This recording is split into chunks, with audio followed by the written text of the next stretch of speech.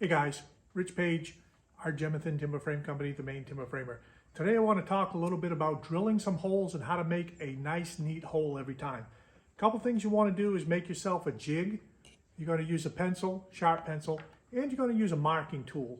If you can see over here, you're going to see where I've got a mark indent from my jig. And then what I've done after I remove the jig and see it, I'm putting a little circle around it with a pencil. Don't make the circle bigger than your drill bit, but this will help you identify that mark. So if you mark it, you step away, you come back, you're still drilling the hole in the right spot. Kind of simple.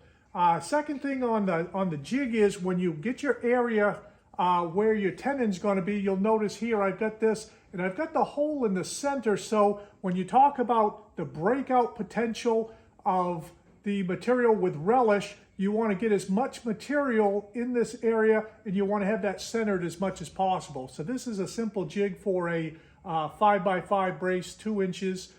This is 7 1/8 long. So I'm going to put it up here, I'm going to mark, and then I'm going to drill. So if you've got a drill like you have over here, it works out pretty well. Couple things on these drills I want to point out is, you'll notice here, this is your starter point of your drill. When you get to the end of your hole, when you get to the bottom of your hole, you'll notice there's no material for this screw to pull your drill through. So if you're not careful, you end up pushing through and you get breakout on the back of your hole. So let me show you what I do to counteract that. And just so you know, is on the edge of these drills, that's what they call a nicker. And that nicker makes a nice sharp cut so you don't get breakout. I'm going to move the camera and I'm going to show you a hole that's drilled and how to clean out the back side so that both sides of the hole are nice and neat without breakout. Let me move the camera. All right, so I'm moving the camera so you can see where I've got a couple holes here that have been drilled on the back side. Now notice that I didn't push all the way through. If you push all the way through, you're gonna get breakout in this area that might break out. So when you put your peg in, then you're gonna see a nasty breakout area. And that's what you don't want. So what you wanna do is use a small drill bit like this one.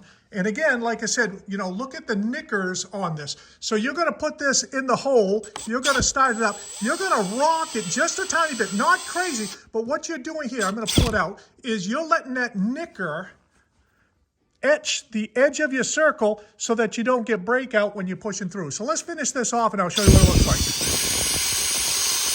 And now I'm going through the hole that's already there. I'm just gonna clean it up and out I come. So this is the back side of a hole, but it looks great. The inside of the hole, the other side of the hole gets plunged and that looks great. So we'll do it again over here. Sometimes I'll come in here and I'll clean this up.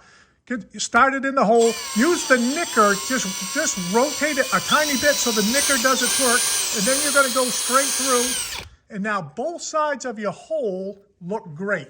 So if you're pushing through, plunging all the way through your holes, take a couple seconds, stop when you get to the end of your drill bit, and then come around with a smaller drill, rotate it just a little bit as you saw I did. You let that nicker scribe this line, and then when you plunge through on the back side, your holes come out perfect.